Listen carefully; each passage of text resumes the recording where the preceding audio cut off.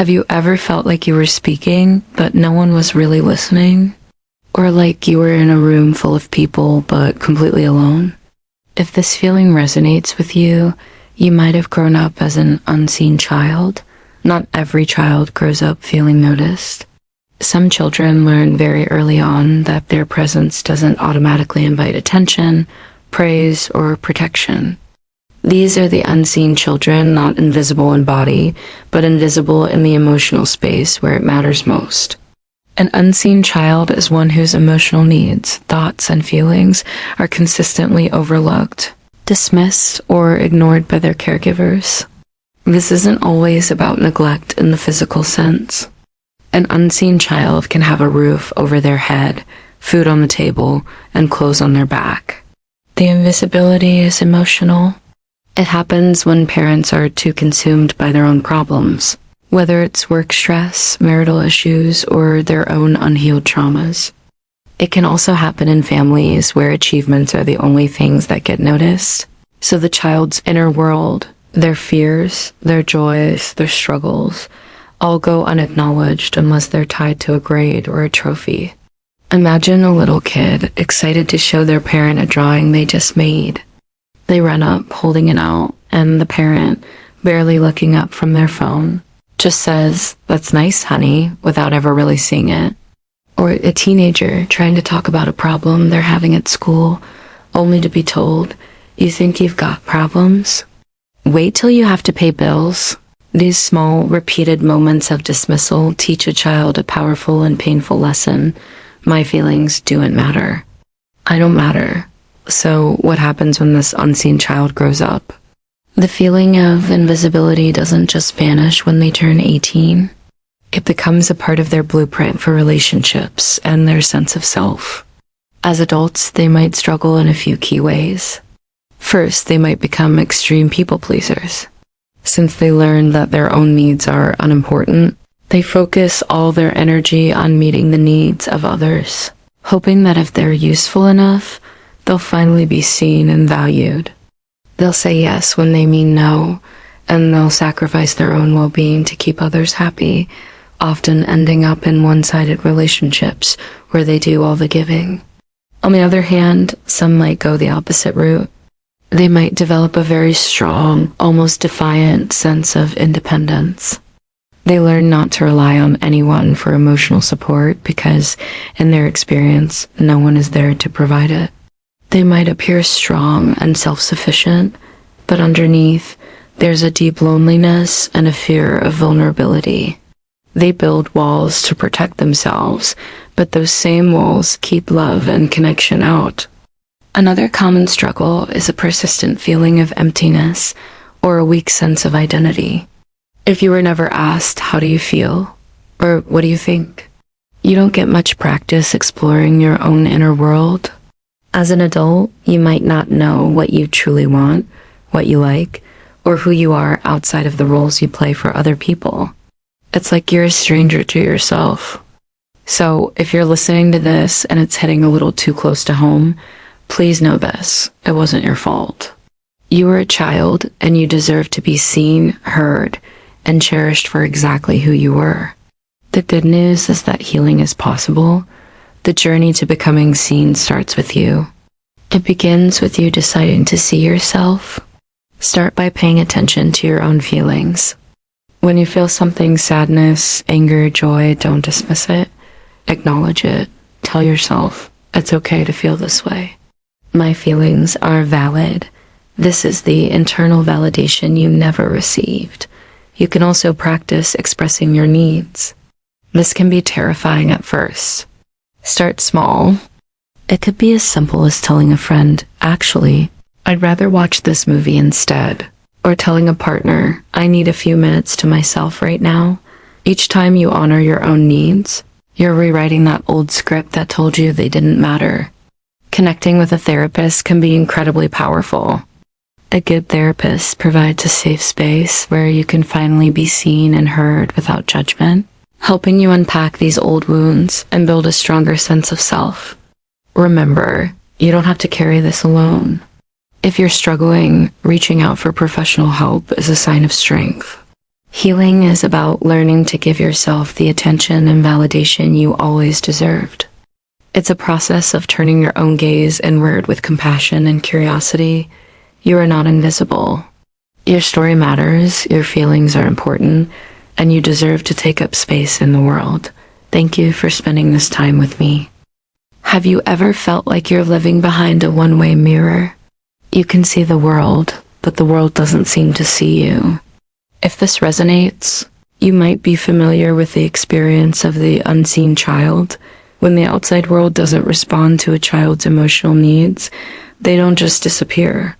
They turn inward.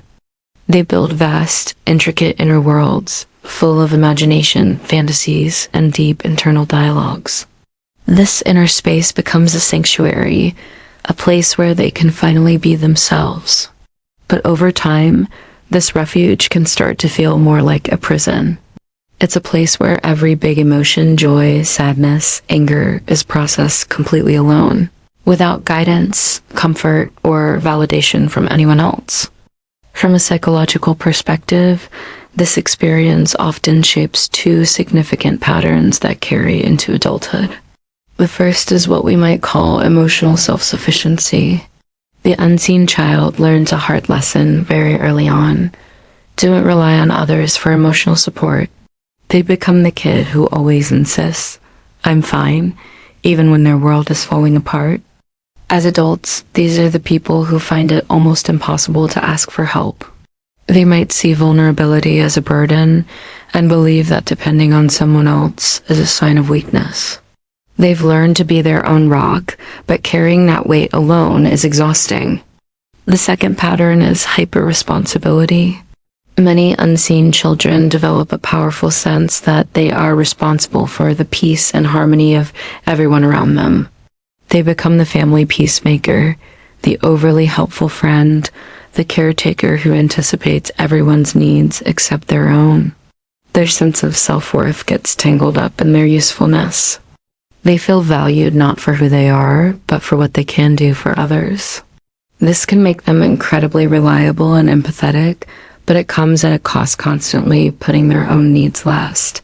The real danger here is how subtle it all is.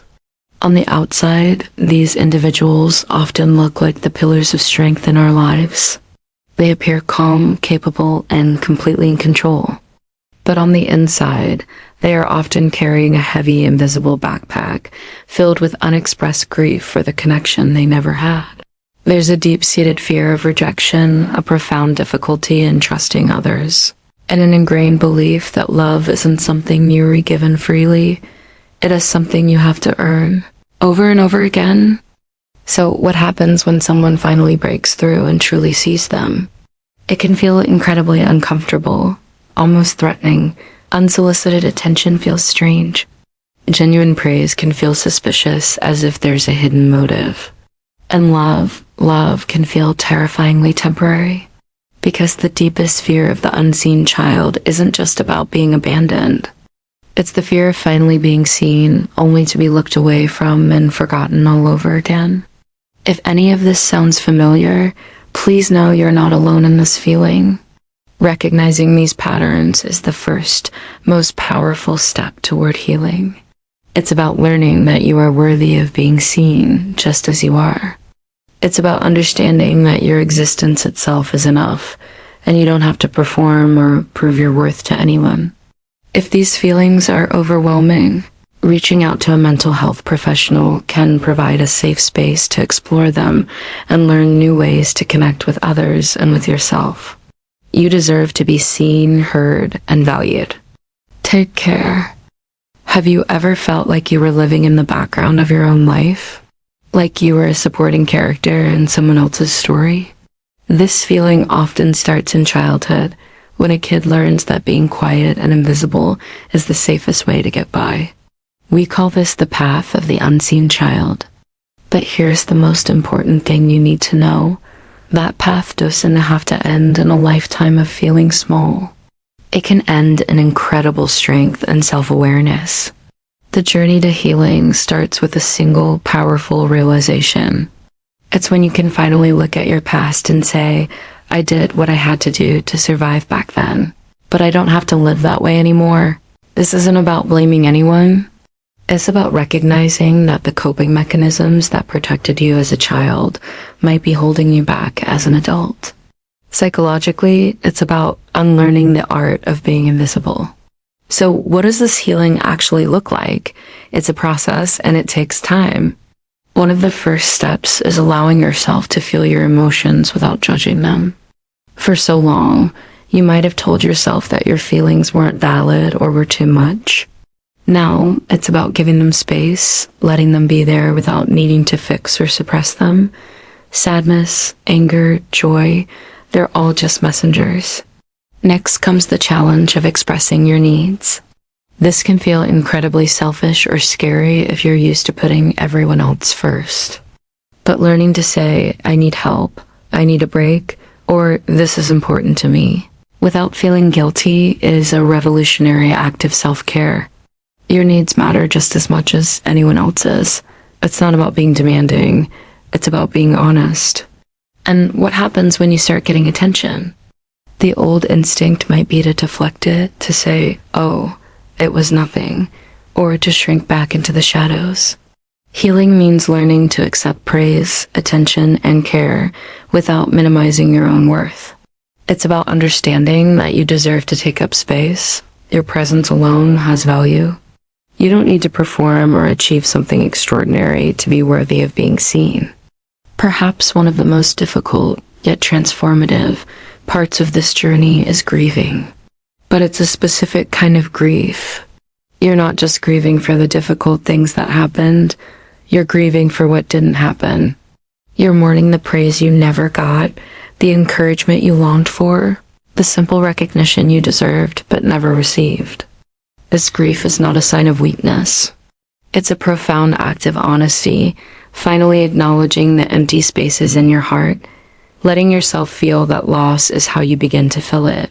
Now, here's where the story takes a beautiful turn. As the unseen child heals, something amazing happens. The very skills they developed to survive transform into profound strengths. The constant need to read the room and anticipate others' needs evolves into deep empathy. The hyper-awareness of emotional undercurrents blossoms into exceptional emotional intelligence. The inner world you escape to becomes a wellspring of creativity and imagination. The quiet observation you perfected gives you incredible insight into human behavior. What was once about survival becomes a source of wisdom. The path of the unseen child is quiet, but it is never, ever empty. People who have walked this path often grow into adults who see others with a depth and clarity that is rare. They know firsthand how painful it is to be overlooked, and so they make it a point to truly see the people around them. And the final, most beautiful step in this journey, it's when they finally learn to turn that powerful gaze inward. When they learn to see themselves fully, compassionately, and without apology. When that happens, the path changes direction entirely. They are no longer hiding. They are no longer unseen. They are stepping into the light, becoming whole. If this story resonates with you, know that your journey is valid and you are not alone. Healing is possible. Thank you so much for watching and sharing this space with me today. If this video helped you in any way, please consider liking it and subscribing for more content on healing and personal growth. See you in the next one.